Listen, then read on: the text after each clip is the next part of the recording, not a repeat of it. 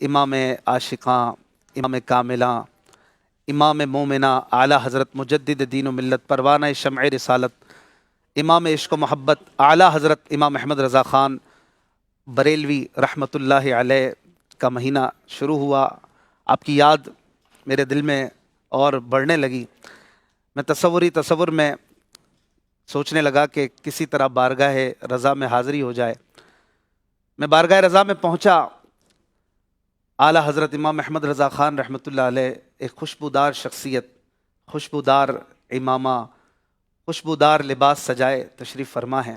تصور میں نے پوچھا، ہے امام اہل سنت، آپ کی زندگی کا کیا مقصد ہے؟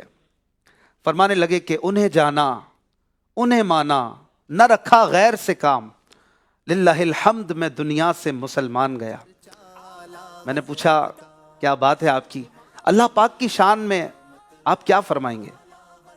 فرمانے لگے کہ وہی رب ہے جس نے تجھ کو ہمتن کرم بنایا، ہمیں بھیک مانگنے کو تیرا آستاں بتایا۔ میں نے کہا سبحان اللہ، رسول پاک صلی اللہ علیہ وآلہ وسلم کی شان میں آپ کیا کہیں گے؟ کہنے لگے کہ اے رضا، خود صاحب قرآن ہے مداح حضور، تجھ سے کب ممکن ہے پھر مدحت رسول اللہ کی؟ اور مزید فرمانے لگے کہ تیرے تو وصف عیب تناہی سے ہیں بری، حیران ہوں میرے شاہ میں کیا کیا کہوں تجھے۔ میں نے کہا واہ، اللہ اور اس کے رسول کے تعلق کے بارے میں کچھ آپ بتائیں گے؟ تو امام اہل سنت فرمانے لگے کہ میں تو مالک ہی کہوں گا کہ ہو مالک کے حبیب، میں تو مالک ہی کہوں گا کہ ہو مالک کے حبیب، یعنی محبوب و محب میں نہیں میرا تیرا۔ سبحان اللہ۔ میں نے کہا آپ کی تو اللہ رسول سے بڑی محبت ہے، دربار مصطفیٰ میں آپ کا بڑا مقام ہوگا۔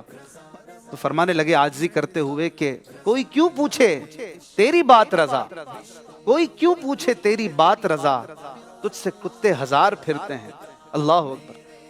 میں نے کہا کہ میرے لیے دعا کر دیجئے نا کہ مجھے بھی عشق رسول حاصل ہو جائے، مدینے کی حاضری مل جائے، میں بھی سرزمین حرم پر چلنے کی سعادت پالوں۔ فرمانے لگے کہ اللہ اکبر، اپنے قدم اور یہ خاک پاک حسرت ملائکہ کو جہاں وضع سر کی ہے۔ اور مزید فرمایا کہ حرم کی زمین اور قدم رکھ کے چلنا، ارے سر کا موقع ہے او جانے والے۔ میں نے کہا آپ کی تو مدینے سے محبت بے مثال ہے۔ سبحان اللہ۔ اب مدینے کے خار کے بارے میں کیا کہتے ہیں؟ فرمانے لگے کہ ان کے حرم کے خار کشیدہ ہیں کس لیے؟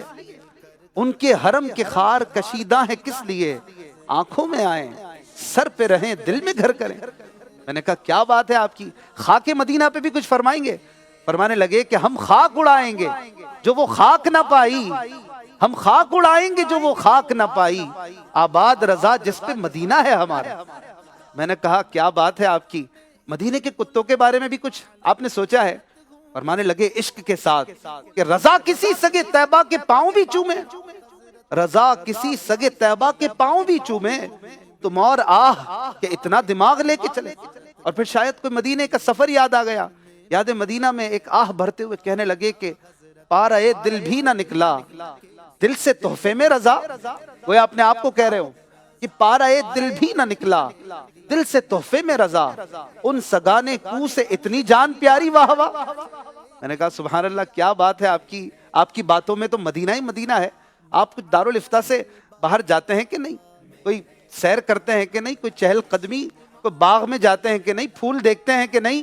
تو فرمانے لگے ارے پھول کیا دیکھوں میری آنکھوں میں، پھول کیا دیکھوں میری آنکھوں میں، دشت طیبہ کے خار پھرتے ہیں۔ اللہ اکبر۔ میں نے کہا آپ کی کوئی تمنا بھی ہے، کوئی التجا بھی ہے، کوئی آرزو بھی کرتے ہیں اللہ پاک سے؟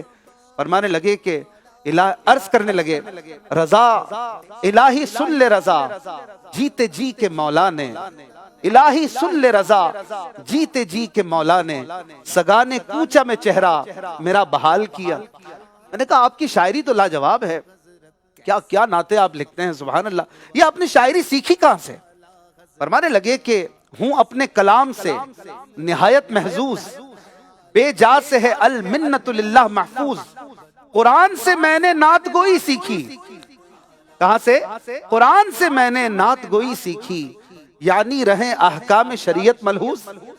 سبحان اللہ۔ میں نے کہا آپ کی نعتوں سے، آپ کے کلاموں سے تو آج کون سا ملک ہے جو دور ہے، ہر جگہ آپ کے نغمے پڑے جاتے ہیں، آپ کی لکھی ہوئی نعتیں پڑھی جاتی ہیں تو برجستہ فرمانے لگے کہ گونج گونج اٹھے ہیں نغمات رضا سے بوستاں، گونج گونج اٹھے ہیں نغمات رضا سے بوستاں، کیوں نہ ہو کیوں نہ ہو کس پھول کی مدحت میں وا منقار ہے۔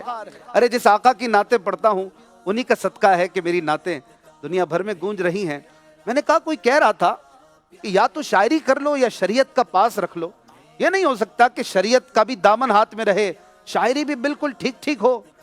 تو فرمانے لگے خبردار، جو کہے شعر و پاس شرع دونوں کا حسن کیوں کرائے، لا اسے پیش جلوائے زمزمائے رضا کے یوں۔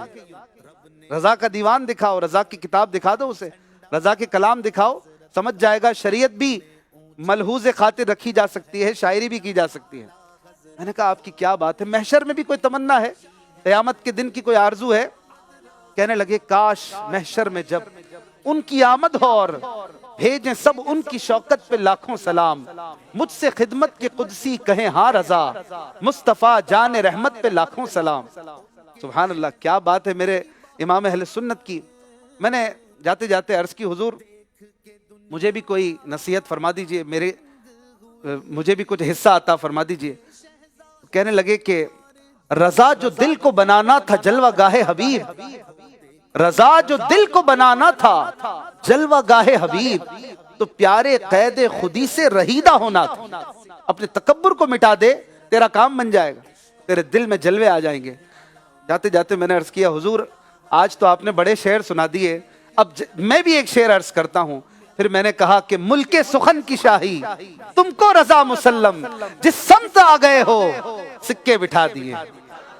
میرے رضا کی کیا بات ہے، واقعی ہدایت بخشش۔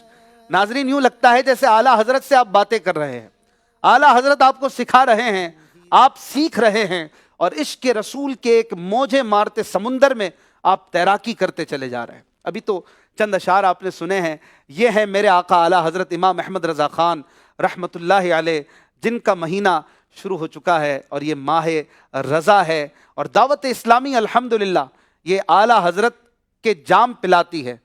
رئیس التحریر حضرت علامہ ارشد القادری صاحب رحمت اللہ علیہ نے کہا تھا نا کہ امیر اہل سنت دامت برکاتہم العالیہ اعلیٰ حضرت سکھاتے نہیں ہیں، اعلیٰ حضرت پلاتے ہیں۔